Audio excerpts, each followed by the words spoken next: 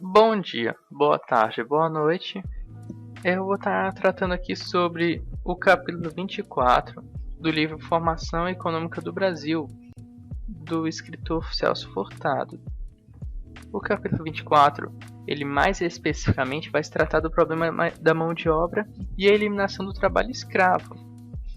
Bom, como muitos sabem, a eliminação do trabalho escravo no Brasil foi estimulada com a Lei Áurea, assinada pela Princesa Isabel em 1888, em 13 de maio de 1888. A mão de obra escrava no Brasil naquele período era muito concentrada em duas regiões principais, o Nordeste e o Sudeste. No Nordeste, ela ficou conhecida principalmente pelo sistema de plantation, que era a utilização da mão de obra escrava na questão dos engenhos ou, como você preferir, nos canaviais de açúcar. No Sudeste, ela era muito utilizada nas regiões montanhosas que se concentrava as agriculturas de café.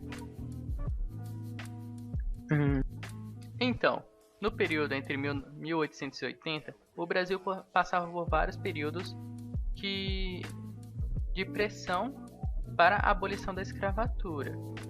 Antes da Lei Áurea, que é a mais famosa e foi assinada em 13 de maio de 1888, tem dois exemplos de leis que foram pré a Lei Áurea, que ficaram muito famosas e muito criticadas, inclusive.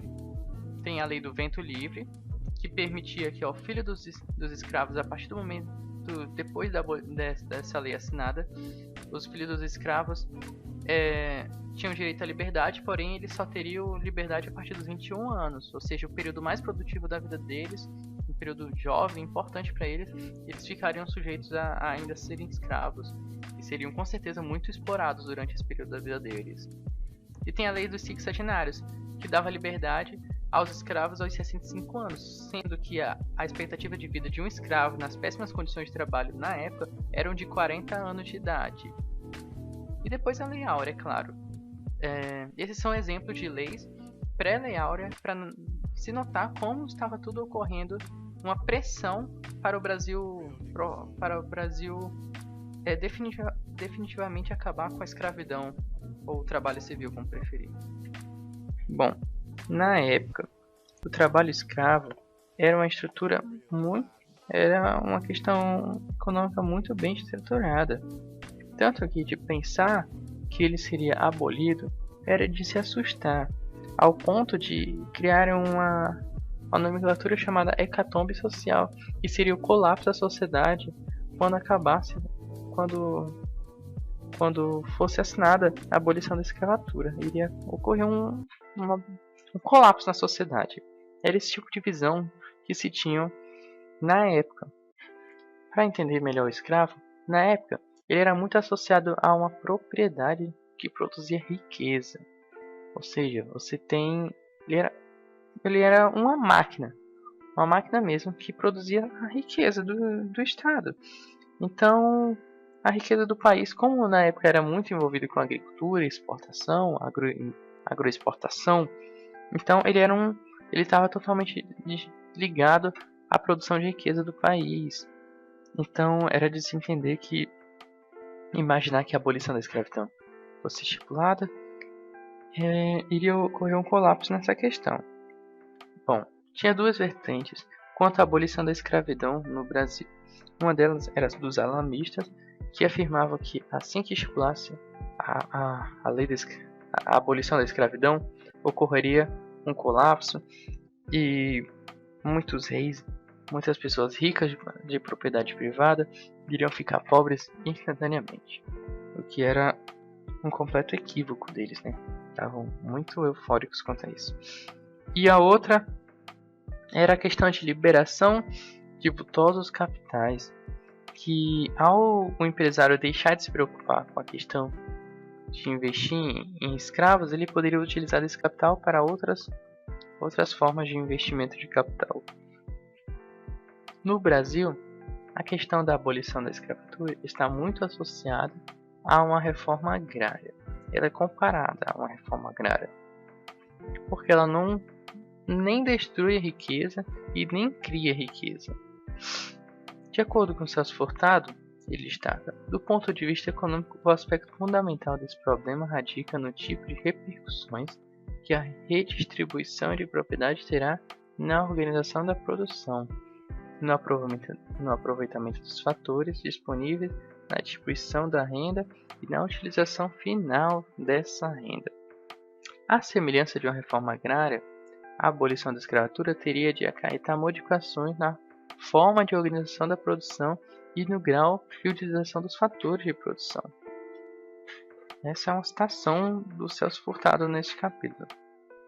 Ou seja, a abolição da escravatura está apenas associada a uma forma de organizar a produção e da forma que eles vão utilizar os fatores, porque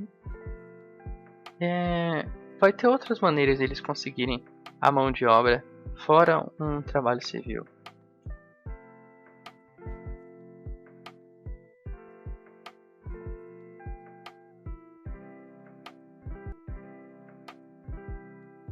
Os escravos do engenho foram os que tiveram mais dificuldade quanto aos do Sudeste, porque como as terras já estavam muito ocupadas, eles ficavam sujeitos à busca de emprego naquela região.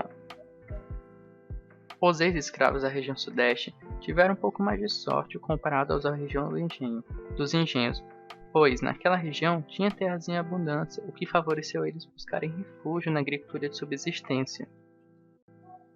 Bom, só que ocorreu um problema econômico. Como bem sabemos, uma pessoa que viveu a vida inteira na escravidão teve todo um processo traumático de desenvolvimento até mesmo do seu intelecto, o que acaba que uma pessoa que é ex-escravo não tem a mentalidade capitalista e ele abomina o trabalho, assim tornando o ócio um bem inalcançável. Como ele não tinha mentalidade capitalista, ele apenas buscava trabalhar o suficiente para ter como sobreviver, o suficiente para viver.